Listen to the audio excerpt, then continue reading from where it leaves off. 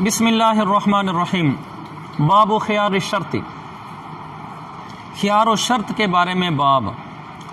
خیار و شرط کے بارے میں کیا بتا رہے ہیں کہ خیارات ہوتے ہیں بیع کے اندر۔ خیار کا معنی اختیار، کہ آپ نے بیع کی، سودا کیا، اس میں آپ کو اختیار حاصل ہے یا نہیں ہے، کس وجہ سے اختیار ہے، کس وجہ سے نہیں ہے، کون سا اختیار ہے، کون سا اختیار نہیں ہے۔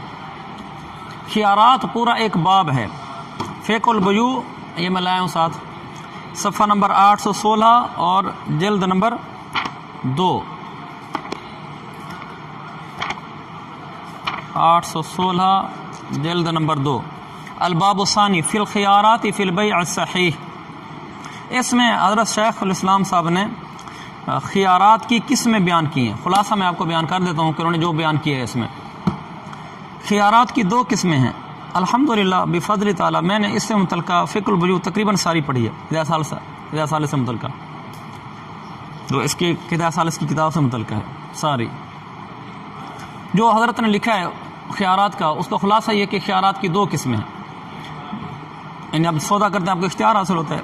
ان میں سے ایک قسم وہ ہے جو خیار شرعاً ثابت ہوتا ہے، عقد میں شرط لگانے کی ضرورت نہیں ہوتی، یعنی آپ نے سودا کیا، خود شریعت نے آپ کو اختیار دے دیا، چاہے آپ نے شرط نہیں لگائی کہ بھئی مجھے اختیار بھی ہوگا اس چیز کا، آپ نے کچھ نہیں کہا۔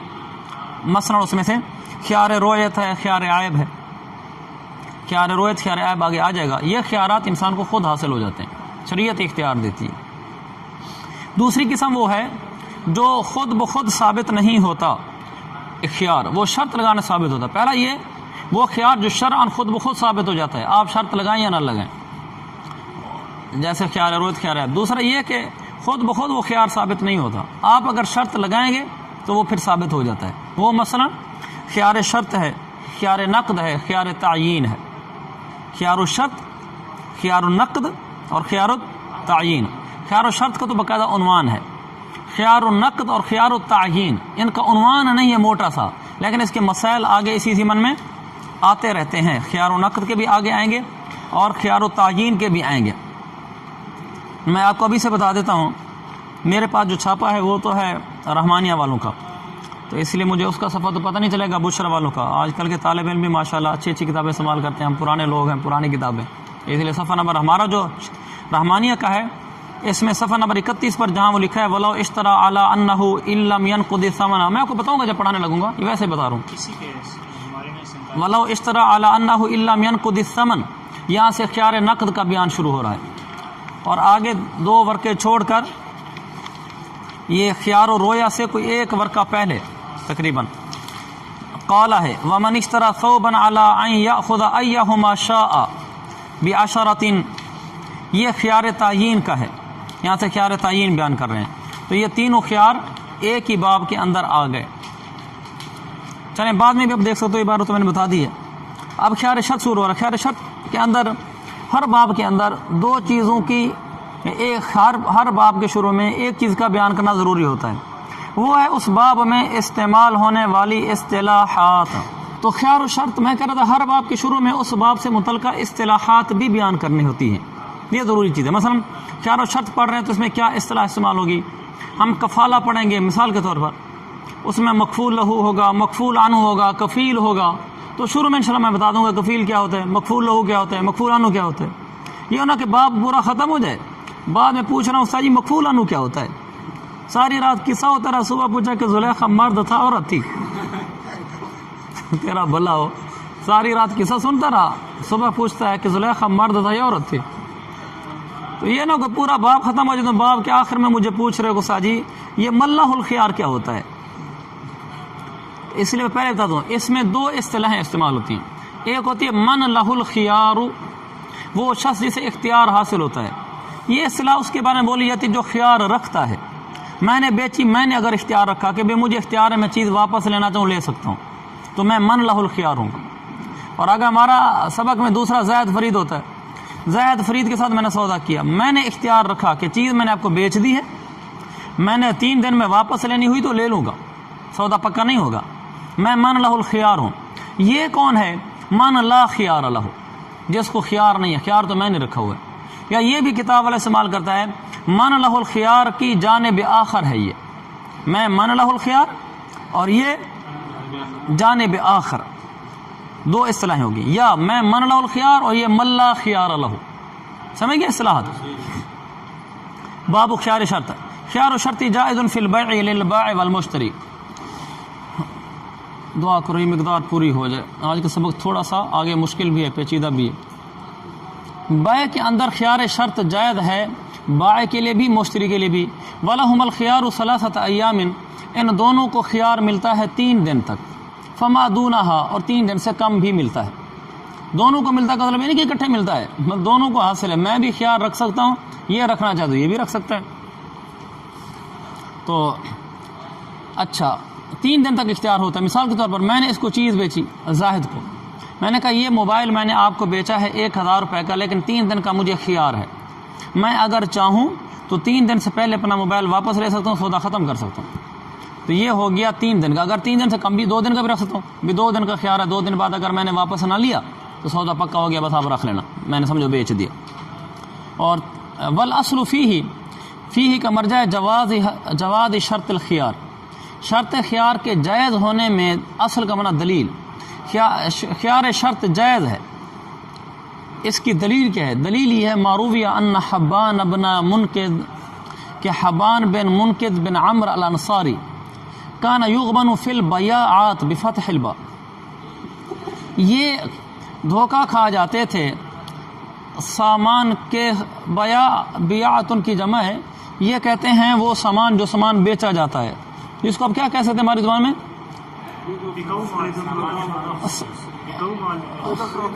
خرید و فروخت والا سامان. بالکل ٹھیک ہے، خرید و فروخت والا سامان. خرید و فروخت والے سامان میں یہ دھوکہ کھا جاتا ہے، جن کو دھوکہ ہو جاتا تھا. یعنی چیز خریدنے کے لیے گئے تو آگے ان کو دھوکہ ہو جاتا تھا، وہ کہتے تو یار یہ چیز نہیں لینی تھی. تو یہ اللہ کے نبی کے پاس ہے. فقال له النبی علیہ السلام، حضور علیہ السلام نے ان کے پاس انہیں فرمایا اذا بایعت فقل لا خلابۃ ولی الخیار ثلاثۃ ایام. آپ نے فرمایا کہ جب تم بیع کرنے لگو تم یہ کہا کرو لا خلابۃ، خا کا کسرہ اور لام مخفف ہے، لا خلابۃ ولی الخیار ثلاثۃ ایام. تم یہ کہا کرو لا خلابۃ کا مطلب مجھے کوئی دھوکہ دینا نہیں ہے. یعنی تم دکاندار کو یہ کہو لا خلابۃ، مجھے کوئی دھوکہ دینا نہیں ہے اور مجھے تو 3 دن کا اختیار ہے. یعنی اگر تم مجھے دھوکہ دینا بھی چاہو تو مجھے دھوکہ نہیں دے سکتے، اس لیے کہ مجھے 3 دن کا خیار ہے. تو لا خلابۃ کا معنی کوئی دھوکہ دینا نہیں ہے، یعنی مجھے دھوکہ نہیں ہو سکتا اور مجھے 3 دن کا اختیار ہے. تو اللہ کے نبی نے 3 دن کا اختیار دیا، خیار کی اجازت بھی دی، اسے خیار بھی ثابت ہوا اور 3 دن بھی ثابت ہو گئے. ولا یجوز اکثر منھا عند ابی حنیفہ، امام صاحب رحمۃ اللہ کے نزدیک 3 دن سے زیادہ کا خیار ہے شرط جائز نہیں ہے. کوئی 4 دن کا خیار شرط رکھے نا تو یہ جائز نہیں ہے. یہی امام ظفر امام شافعی کا قول ہے. صاحبان فرماتے ہیں جائز ہے اذا سمى مدۃ معلومۃ، کوئی بھی معلوم مدت ذکر کر دے تو یہ جائز ہے. مثلا وہ کہتا ہے جی میں آپ کو ہفتے بعد بتاؤں گا، چیز ایسی ہے کہ ہفتے تک ہی میں آپ کو کلیئر کر سکتا ہوں. کوئی پلاٹ ہے تو اس نے لیا ہے، کوئی بہت بڑا پلاٹ ہے، بڑی فیکٹری ہے، وقت ہے مجھے 1 ہفتہ لگ جائے گا اس کو پوری طرح کلیئر کرنے میں کہ واقعی جو فیکٹری یا پلاٹ میں نے لیا ہے وہ آپ کے نام ہے، اس میں کوئی درمیان میں حکومتی مسئلہ تو نہیں.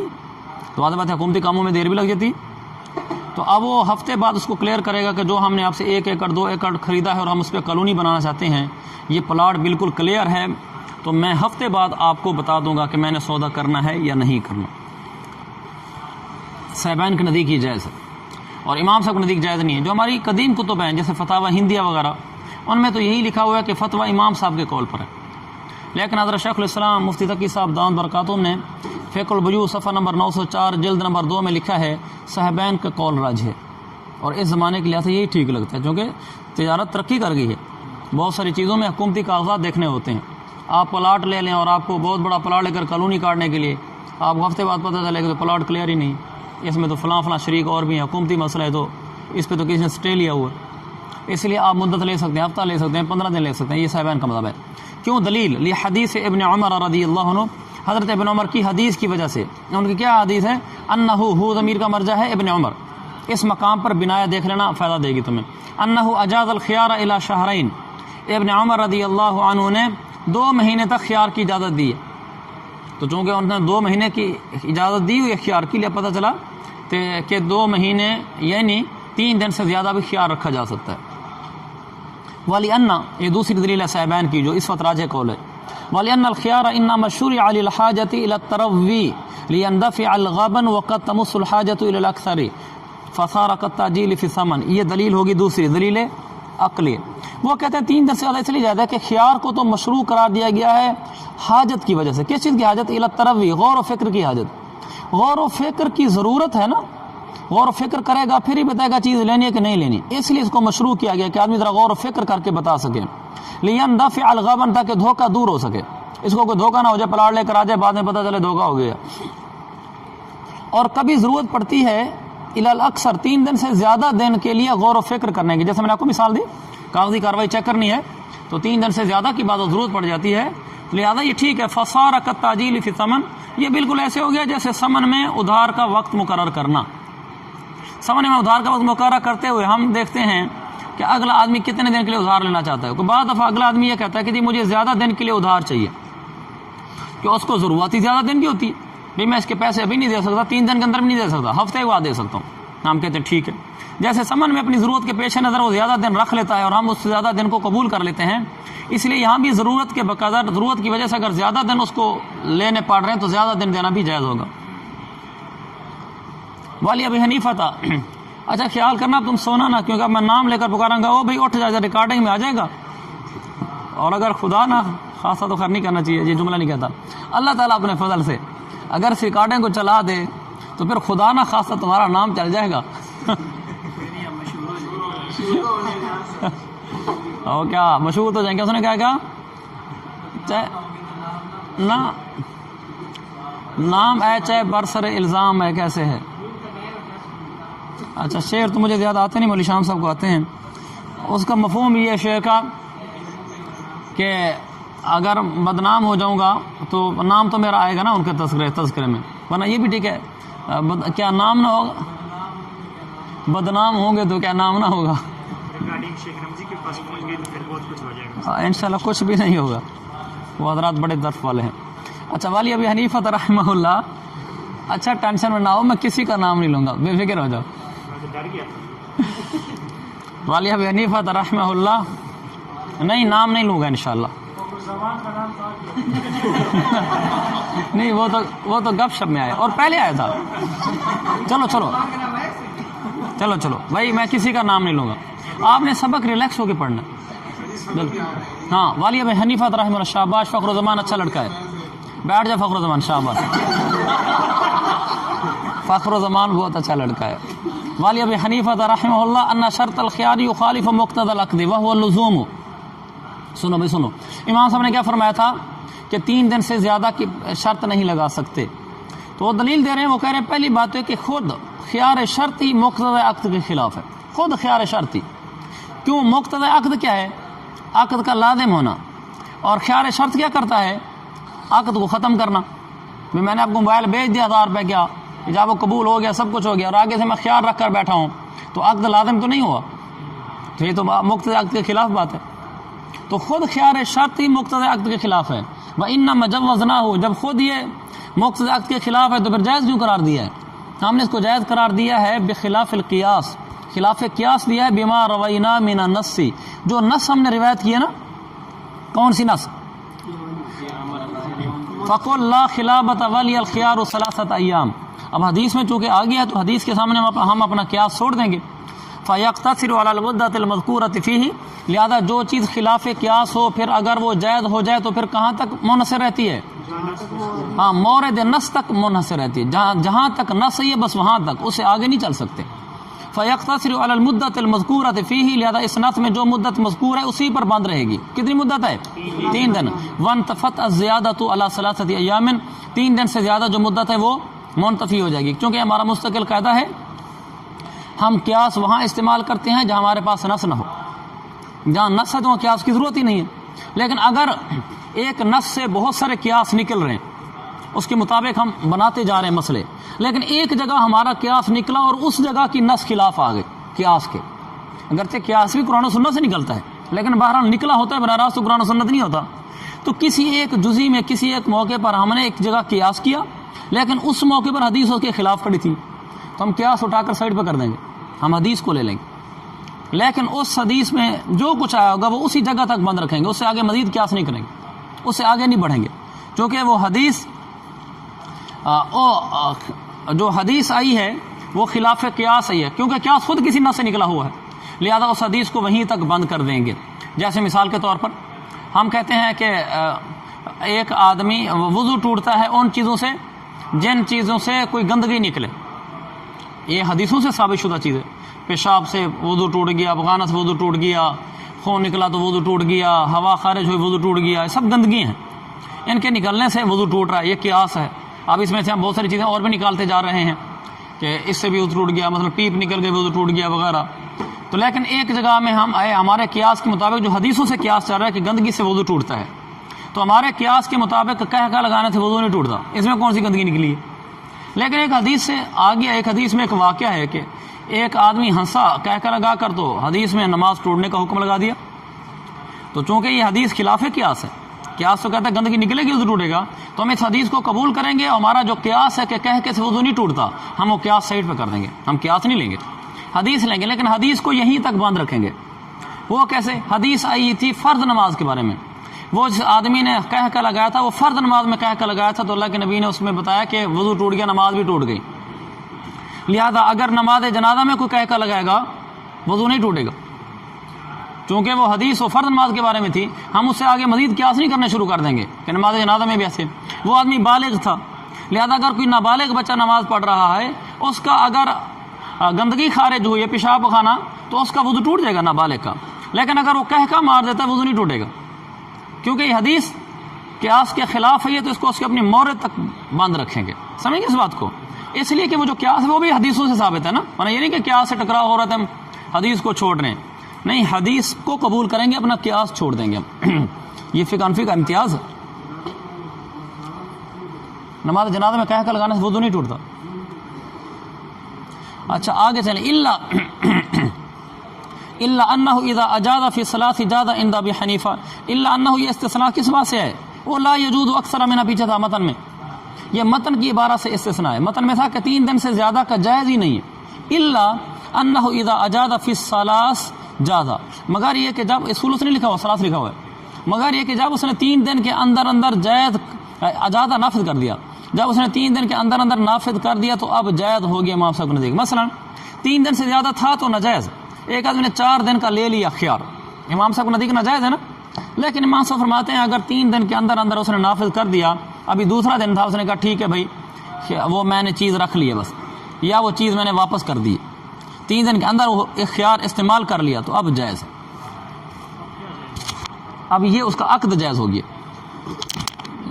خلاف لظفر، امام ظفر رحمۃ اللہ علیہ کے نزدیک کے خلاف، وہ فرماتے ہیں نہیں، انہ ان عقد فاسدا، عقد ہوا ہی فاسد تھا شروع میں، جب شروع میں کہا تھا 4 دن کا خیال رکھتا ہوں، عقد ہی فاسد ہے، ان عقد فاسدا فلا ينقلب جائزا، جو چیز شروع میں فاسد منعقد ہوئی تھی وہ بعد میں پلٹ کر جائز نہیں ہو جاتی، ناجائز ناجائز ہی رہتی ہے، وہ پہلے ناجائز تھی، جب شروع میں کہا تھا بھی 4 دن کا خیار شرط ہے، ہم نے کہا یہ بے فاسد ہے، ناجائز ہے، اور پھر جب اس نے دوسرے دن اس کو جائز کر دیا، یعنی نافذ کر دیا، ہم نے کہا جائز ہے۔ امام ظفر فرماتے ہیں وہ جب ایک چیز شروع میں تھی فاسد، وہ بعد میں پلٹ کر جائز کیسے ہوگی؟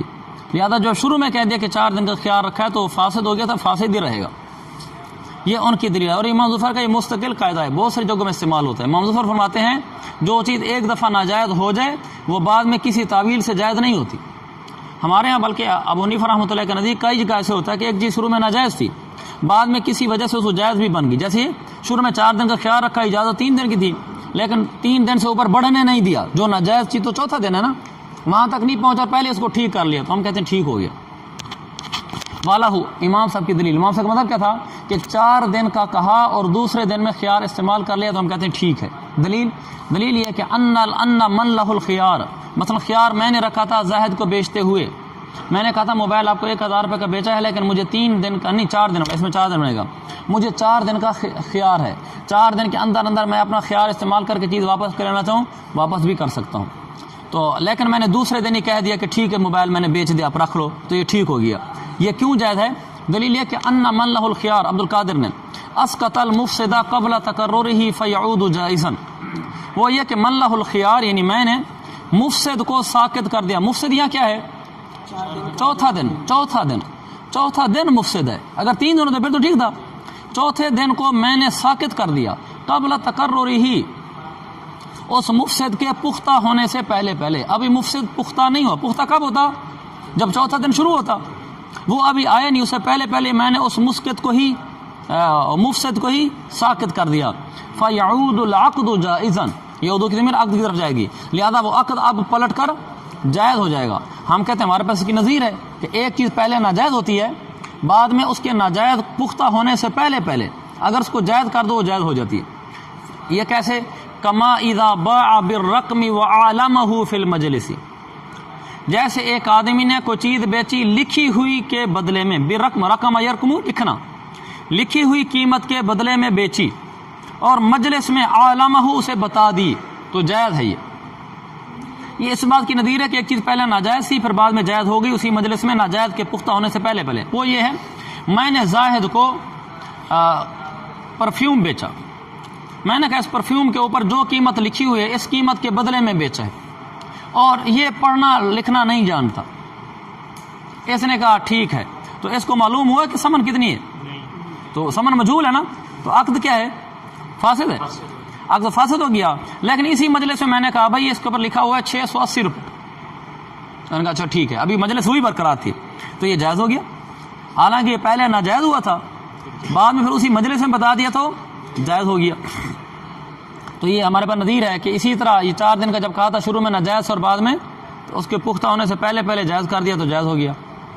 ہاں بھائی سو تو نہیں رہا ضحاک، ضحاک کہنے سے تو کچھ نہیں ہوتا نا، تو کھڑے ہو جاؤ اگر نیند آ رہی. تمہارے میں دوسرے نام رکھ لیتا ہوں. اچھا، والی ان الفساد، دوسری دلیل امام صاحب کی، یہ پہلی دلیل ہو گئی. دوسری دلیل کہ 4 دن کا کہا پھر دوسرے دن اس کو ٹھیک کر دیا تو ٹھیک ہو گیا. دلیل کیا ہے؟ لأن الفساد باعتبار اليوم الرابع، ان الفساد، فساد اس میں باعتبار اليوم الرابع اس کی خبر ہے. ورنہ یہاں بعض دفعہ طالب علم کو اشتباہ لگتا ہے، وہ یہ سمجھتا ہے لأن الفساد باعتبار اليوم الرابع، چوتھے دن کے اعتبار سے فساد، یہ پورا انا کا اسم بنا دیتا ہے. جب پورا اسم بنا دیتا ہے کہ مسئلہ سمجھ نہیں آتا. سمجھ گئے بات کو؟ دوسری دلیل یہ کہ فساد وہ تو چوتھے دن کا اعتبار کرنے کی وجہ سے ہے، ورنہ 3 دن میں تو کوئی فساد نہیں ہے. فَإِذَا أَجَازَ قَبْلَ ذَلِكَ، جب چوتھے دن سے پہلے اس کو نافذ کر دیا تو لم يتصل المفسد بالعقد، مفسد چیز عقد سے ملی ہی نہیں ہے. جب وہ مفسد چیز عقد سے ملی نہیں ہے تو فساد ہی نہیں آیا.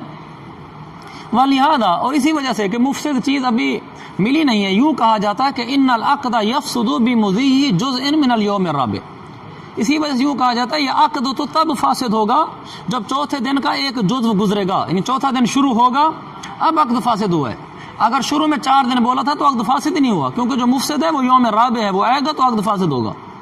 وکیلا، اور ایک یہ کہا گیا ہے ینعقد فاسدن، ایک یہ کہا گیا نہیں عقد شروع سے فاسد ہو جاتا ہے. پچھلی بات سے تو یہ پتہ چلا تھا نا کہ عقد شروع سے فاسد نہیں ہوتا، جب چوتھا دن شروع ہوتا پھر فاسد ہوتا ہے. ایک بات یہ کہ نہیں ینعقد فاسدن، شروع میں جب کہا نا 4 دن کے اختیار پر بیچا وہیں سے عقد فاسد ہو گیا. لیکن ثم یرتفع الفساد بحذف شرط، پھر یہ فساد اٹھ جاتا ہے شرط کے حذف ہونے سے. شرط تھا چوتھا دن، وہ جب اٹھ گیا تو فساد بھی اٹھ گیا. تو وہ ہے کہ 2 قول ہو گئے، ایک یہ کہ شروع میں فاسد ہو جاتا ہے بعد میں جائز ہوتا ہے، ایک یہ کہ شروع میں فاسد نہیں ہوتا چوتھا دن شروع ہوتا ہے پھر فاسد ہوتا ہے.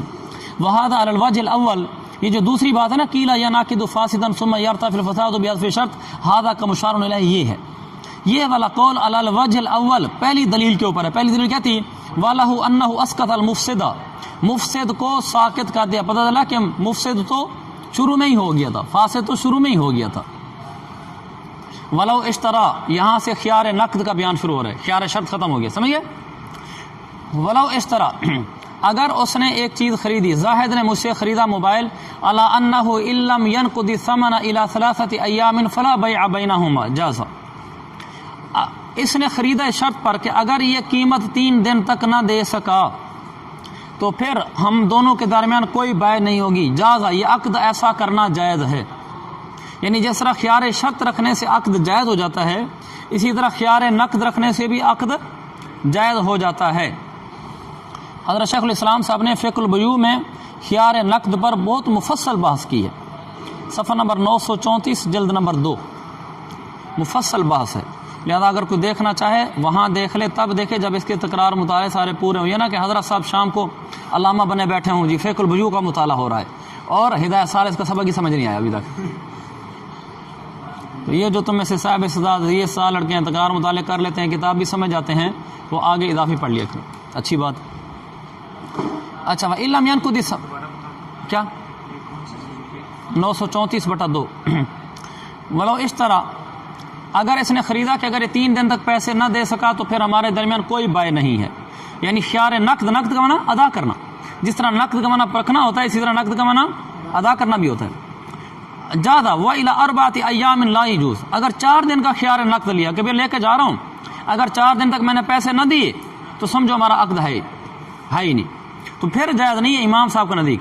اور امام ابو یوسف کا نزدیک بھی جائز ہونا چاہیے تھا نہیں ہونا چاہیے تھا 4 دن پر. امام ابو یوسف کا نزدیک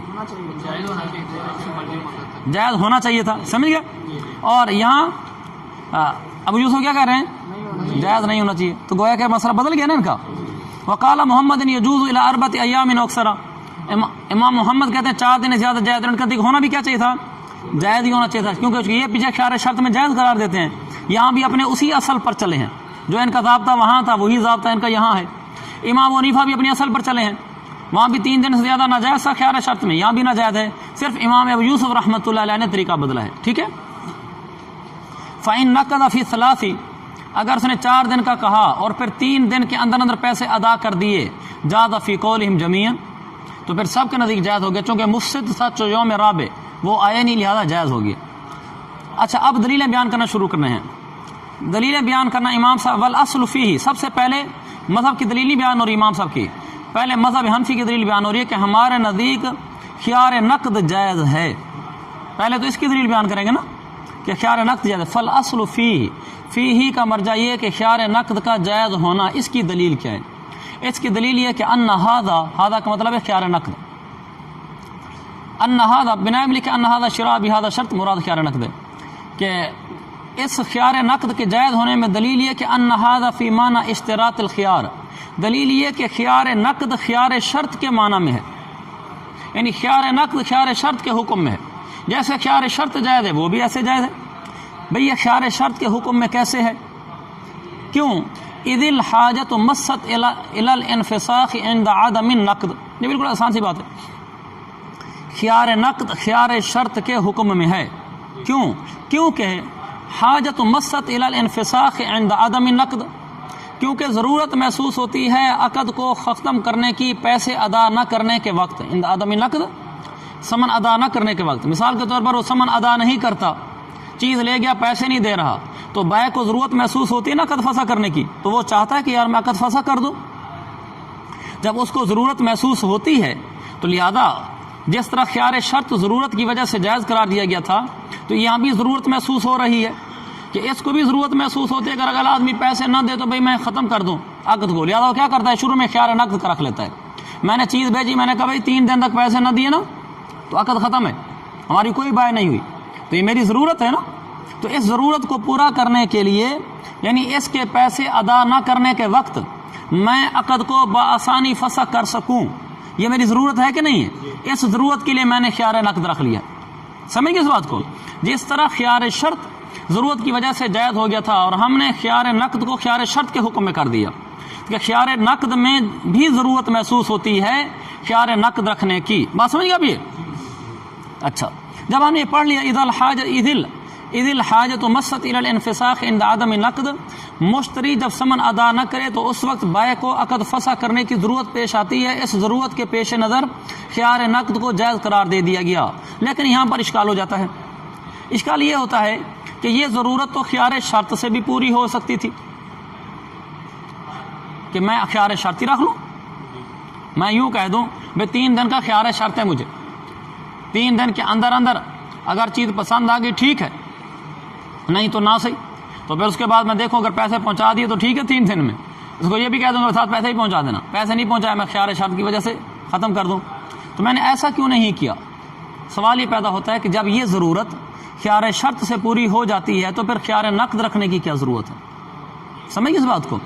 اس کی وجہ یہ ہے تحرزا عن المماطلۃ فی الفسخ. وجہ یہ ہے کہ فسخ کے اندر ٹال مٹول سے بچنے کے لیے فسخ کے اندر ٹال مٹول سے بچنے کے لیے کہ اگر میں یہاں خیار شرط رکھ لیتا ہوں، خیار نقد نہیں رکھتا، تو فسخ کے اندر یہ ٹال مٹول کرے گا. اس ٹال مٹول سے بچنے کے لیے میں خیار نقد رکھ لیتا ہوں. یہ ٹال مٹول کیسے کرے گا؟ مثلا میں خیار شرط رکھ لیتا ہوں، خیار نقد نہیں رکھتا، تو 3 دن کا میں نے خیار شرط رکھ لیا کہ 3 دن کے اندر اندر اگر اس نے مجھے پیسے دے دیے مثلا، تو میں اپنا خیار شرط استعمال کرتے ہوئے کہہ دوں گا ٹھیک ہے بھی چیز ہوگی رکھ لو. اگر اس نے پیسے نہ دیے تو میں خیار شرط کے تحت کہہ دوں گا میں نے سودا ختم کر دیا، تو سودا ختم ہو جائے گا. جب میری یہ ضرورت خیار شرط سے پوری ہو جاتی تھی تو خیار نقد رکھنے کی کیا ضرورت ہے؟ اس کا جواب یہ دیا خیار نقد اس لیے رکھا ہے تاکہ جب میں 3 دن بعد عقد کو فسخ کرنے لگوں یہ آگے سے ٹال مٹول نہ کرے. یہ کیسے ٹال مٹول کرے گا؟ وہ ٹال مٹول یوں ہوگا، خیار شرط کے اندر اگر میں عقد کو فسخ کروں 3 دن کے بعد میں نے دیکھا اس نے پیسے نہیں دیے نا، اور میں اس کو یہ کہنا چاہتا ہوں کہ بھائی ہمارا سودا ختم ہے، خیار شرط کو فسخ کرنے کے لیے ضروری ہوتا ہے کہ یہ موجود ہو مجلس میں، اور اس نے کیا کرنا ہے، اس نے پیسے دینے کو نہیں، اور یہ چاہتا بھی نہیں ہے کہ عقد جو ہے نا فسخ ہو. یہ تیسرے دن جو ہے نا 3 دن تک رہے گا، تیسرے دن دیکھے گا بھائی اب میں نے پیسے تو دیے نہیں، اب بھائی آ کر اس کو فسخ کرے گا، یہ چھپ جائے گا. جب یہ چھپ جائے گا تو یہ فسخ کرنے میں ٹال مٹول سے کام لے رہا ہے نا، اور 3 دن گزر جائیں گے پھر زہر ہو جائے گا. جی اچھا، اب تو چوتھا دن آ گیا ہے. چوتھے دن میں جب میں نے اس کے سامنے فسخ کیا ہے تو اب فسخ کرنے کا کوئی اعتبار نہیں ہے. وہ 3 دن تو گزر چکے تو وہ تو عقد نافذ ہو گیا. 3 دن کے اندر اندر میں فسخ کرنا چاہتا فسخ کر سکتا تھا، اور 3 دن کے اندر فسخ کرنے کے لیے اس کے سامنے فسخ کرنا ضروری تھا. بھی حضرت صاحبی آگے صفحہ نمبر ہمارا جو 33 ہے اس کے اندر یہ آ رہا ہے الا ان یکون الاخر حاضرا کی بات آ رہی ہے. تو چونکہ اس میں ٹال مٹول ہونا تھا اس وجہ سے میں نے کیا کیا، شروع میں خیار نقد رکھ کر یوں کہہ دیا کہ بھئی 3 دن میں پیسے دے دیے تو ٹھیک ہے، نہیں دے دیے تو ختم، تاکہ اگر 3 دن میں پیسے نہیں پہنچے تو خود بخود ہی ختم ہو جائے گا. مجھے موجود ہونے کی ضرورت کیا ہے؟ خیار شرط میں تو یہ ہوتا ہے کہ 3 دن بعد میں بتاؤں گا بھائی اب میں سودا جو ہے نا ختم کرنا چاہتا ہوں، اور جب بتاؤں گا تو اس کا موجود ہونا ضروری ہے. اور خیار نقد میں کیا ہوتا ہے، اگر 3 دن تک پیسے نہ پہنچے تو خود بخود ختم. تو اب یہ ٹال مٹول کرنا بھی چاہے تو نہیں کر سکتا. یہ مطلب ہے تحرزا عن المماطلۃ فی الفسخ.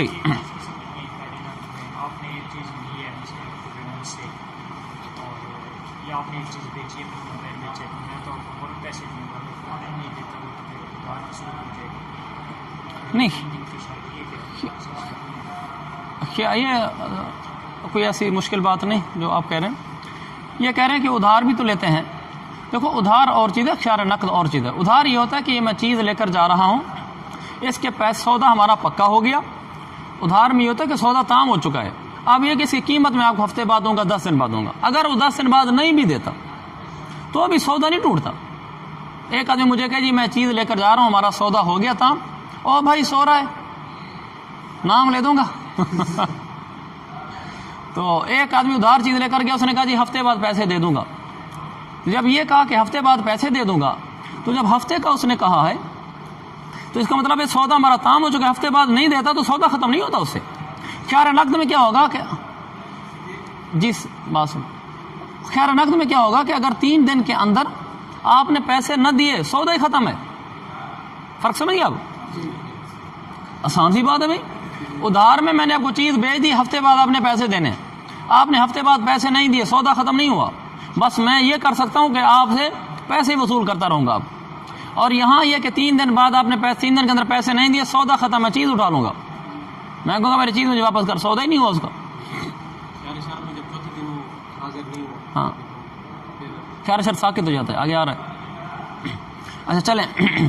فیکون، لہذا جب خیار نقد کی بھی ہمیں ضرورت محسوس ہوتی ہے جس طرح خیار شرط کی ہمیں ضرورت محسوس ہوتی ہے، فیکون ملحقا بھی، لہذا خیار نقد خیار شرط کے ساتھ ملحق ہو جائے گا. سمجھ گئے اس بات کو؟ جب اس کے ساتھ ملحق ہو جائے گا تو جو حکم خیار شرط کا ہے وہ خیار نقد کا ہے. خیار شرط کا حکم یہ کہ خیار شرط جائز ہے، تو خیار نقد کا بھی یہی حکم ہے. وقد مر ابو حنیفہ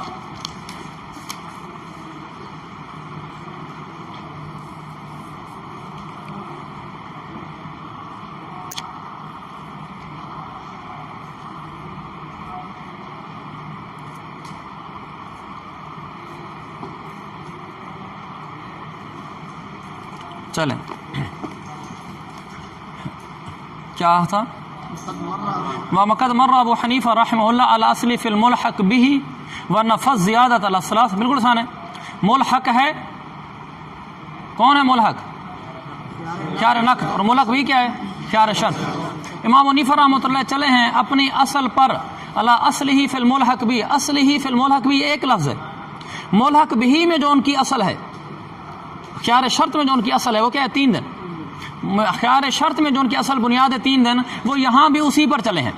تو یہاں بھی انہوں نے 3 دن کا حکم کہا ہے اور 3 دن سے اوپر والے کو ناجائز کہا ہے. وَنَفَذْ زِيَادَةَ عَلَى الثَّلَاثِ، لہذا 3 دن سے اوپر جو زائد دن تھے اس کی امام صاحب نے یہاں ملحق میں بھی نفی کر دی. وَقَضَى مُحَمَّدٌ فِي تَجْوِيزِ زِيَادَةٍ، اسی طرح امام محمد بھی اپنی اصل پر چلے ہیں. امام محمد کی ملحق بھی میں اصل کیا تھی کہ 3 دن سے زیادہ جائز ہیں، تو یہاں بھی فی تجویز زیادہ، زیادہ کو جائز قرار دینے میں وہ یہاں بھی اپنی اسی اصل پر چلے ہیں. جیسے وہاں زیادہ دن جائز سے 3 سے زیادہ جائز ہیں، یہاں بھی 3 سے زیادہ جائز ہیں. وہ ابو یوسف، اب امام یوسف رحمۃ اللہ علیہ بتا ہے کہ وہاں ان کے نزدیک 3 دن سے زیادہ جائز سے اور یہاں ناجائز ہے. تو اس کی کیا وجہ ہے؟ وہ ابو یوسف رحمہ اللہ اخذ فی الاصل بالاثر وفی هذا بالقیاس. امام یوسف رحمۃ اللہ جو اصل ہے، اصل سے مراد خیار شرط. اب وہ اصل ہے نا، خیار نقد اس کی فرع ہے نا. جو اصل ہے خیار شرط، وہاں تو امام یوسف چلے ہیں اثر کے اوپر. اثر کس کو کہتے ہیں؟ صحابی کے قول کو. وہاں صحابی کا قول تھا نا ابن عمر رضی اللہ عنہ کا کہ انہوں نے خیار کی اجازت دی تھی 2 مہینے کی. وہاں تو وہ خیار شرط میں اثر پر چلے ہیں. وفی هذا بالقیاس، اور یہاں قیاس پر چلے ہیں. قیاس کیا ہوتا ہے؟ قیاس خیار کے مسئلے میں قیاس تو یہ ہے کہ خیار جائز ہی نہ ہو. خیار کے مسئلے میں اصل قیاس کیا ہے؟ خیار جائز ہی نہیں ہو چاہیے. خیار تو مقتضی کے خلاف ہوتا ہے. خیار کے مسئلے میں اصل تو یہ ہے کہ قیاس جائز، خیار کے مسئلے میں قیاس تو یہ کہ خیار جائز ہی نہ ہو، کیونکہ یہ عدم لزوم عقد کا مقتضی ہوتا ہے. لہذا خیار نقد کے مسئلہ میں 3 دن سے زائد کے اندر، یعنی چوتھے دن کے اندر، 3 دن سے زائد کے اندر، چوتھے دن کے اندر ابو یوسف نے قیاس پر عمل کر لیا اور کہا ناجائز ہے. اور قیاس کا تقاضا یہ کہ خیار جائز نہ ہو، تو لہذا چوتھے دن میں ہی، چوتھے دن پر بھی قیاس پر عمل کرنے کی وجہ سے ناجائز کہہ دیا. اور 3 دن کے اندر وہاں جائز قرار دیا تھا حبان بن منقذ کے واقعہ کی وجہ سے. یہ یوں ہے، امام ابو یوسف رحمۃ اللہ علیہ نے خیار نقد کے اندر جو 3 دن ہے، 3 دن کے اندر انہوں نے خیار کو جائز قرار دیا ہے. یہاں خیار نقد کے اندر بات کر رہا ہوں. 3 دن کے اندر خیار نقد کو جائز اس لیے قرار دیا کہ وہ جو شروع میں حبان بن منقذ کی روایت تھی، وہاں 3 دن کی صراحت تھی، تو وہاں اس کی وجہ سے انہوں نے 3 دن کو جائز قرار دے دیا. اور جو اوپر چوتھا دن ہے اس میں انہوں نے قیاس کو لے لیا، تو انہوں نے کہا کہ قیاس کی وجہ سے ناجائز ہے. خیار شرط میں ابن عمر کا قول لے لیا کہ وہاں 3 دن سے زیادہ میں ابن عمر کا قول تھا، 3 دن سے زیادہ میں ابن عمر کا قول تھا نا، تو وہاں جائز قرار دے دیا. اور یہاں 3 دن سے زیادہ میں کوئی قول نہیں تھا، تو انہوں نے یہاں قیاس پر عمل کر لیا. قیاس یہ کہ 3 دن سے اوپر، تو انہوں نے اس کو جائز نہیں قرار دیا، اس وجہ سے وہ ناجائز قرار دیتے ہیں.